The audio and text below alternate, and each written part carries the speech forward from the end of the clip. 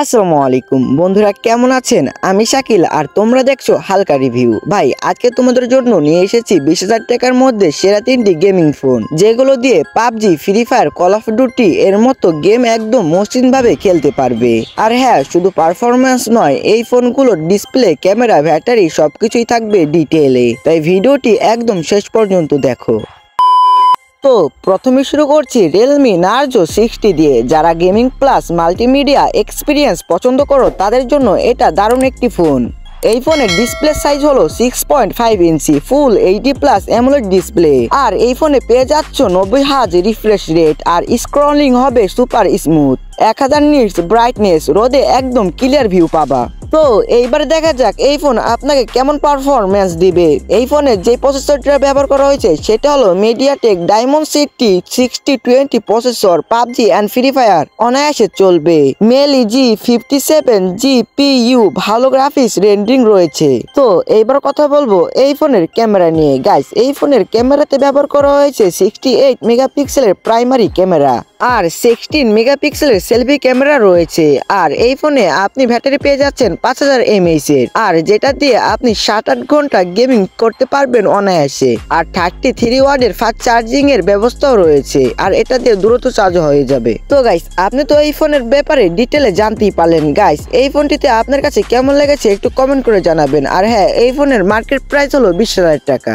তো গাইস, এখন আমরা দ্বিতীয়ত যে ফোনটি রিভিউ করতে যাচ্ছি সেটা হলো স্যামসাং ব্র্যান্ডের। যারা স্যামসাং ব্র্যান্ড পছন্দ করো তাদের জন্য স্যামসাং গ্যালাক্সি M33 5G দারুণ একটি অপশন। চলো দেখি এর ফিচার। তো গাইস, প্রথমে এই ফোনের ডিসপ্লে নিয়ে কথা বলবো। গাইস, এই ফোনের ডিসপ্লে সাইজ হলো 6.6 ইঞ্চি, PLS LCD ডিসপ্লে রয়েছে।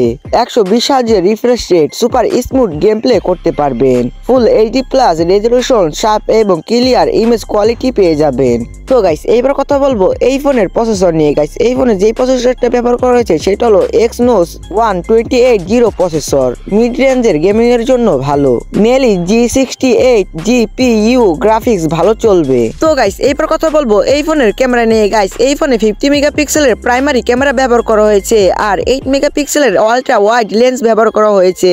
তো গাইস, এবার কথা বলা যাক এই ফোনের ব্যাটারি নিয়ে। গাইস, 6000 mAh এর ব্যাটারি, লম্বা সময় ধরে গেমিং করা যাবে। আর 25 ওয়াটের ফাস্ট চার্জিং সিস্টেমও রয়েছে। গাইস, এই ফোনটির মার্কেট প্রাইস হলো 19,999 টাকা। তো গাইস, আমাদের শেষ ফোন হলো Redmi Note 12। যারা গেমিং প্লাস ভালো ডিসপ্লে চান তাদের জন্য একদম পারফেক্ট। তো গাইস, চলুন এই ফোনের সম্পর্কে আপনাদেরকে জানাই। গাইস, এই ফোনের ডিসপ্লে সাইজ হলো 6.67 ইঞ্চি, অ্যামোলেড ডিসপ্লে ব্যবহার করা হয়েছে। কালার একদম প্রাণবন্ত। 120 হার্জের রিফ্রেশ রেট এবং স্ক্রলিং হবে একদম ফ্লুইড। 240 হার্জের touch sampling rate, gaming response time খুবই দ্রুত। তো গাইস, এবার কথা বলবো এই ফোনের প্রসেসর নিয়ে। স্ন্যাপড্রাগন 685 প্রসেসর, ভালো গেমিং পারফরম্যান্স পেয়ে যাবেন। Adreno 6110 GPU, ব্ল্যান্ড শর্ট গ্রাফিক্স পেয়ে যাবেন। তো গাইস, এবার কথা বলবো এই ফোনের ক্যামেরা নিয়ে। 50 মেগাপিক্সেলের প্রাইমারি ক্যামেরা এবং 13 মেগাপিক্সেলের সেলফি ক্যামেরা রয়েছে। 5000 mAh এর ব্যাটারি এবং 33 ওয়াটের ফাস্ট চার্জিং সিস্টেম রয়েছে। আর এই ফোনটির দাম হলো 19,999 টাকা। তো গাইস, এই 3টি ফোনের মধ্যে তোমার কোন ফোনটি পছন্দ হয়েছে সেটা কমেন্ট বক্সে জানিয়ে যাবে। আর হ্যাঁ গাইস, অবশ্যই চ্যানেলটিকে সাবস্ক্রাইব করবে আর ভিডিওতে লাইক দিতে কিন্তু ভুলবেন না। তো আজকের মতন ভিডিওটি এই পর্যন্তই ছিল। যদি ভিডিওটি ভালো লেগে থাকে একটা শেয়ার করে দিও। আল্লাহ হাফেজ।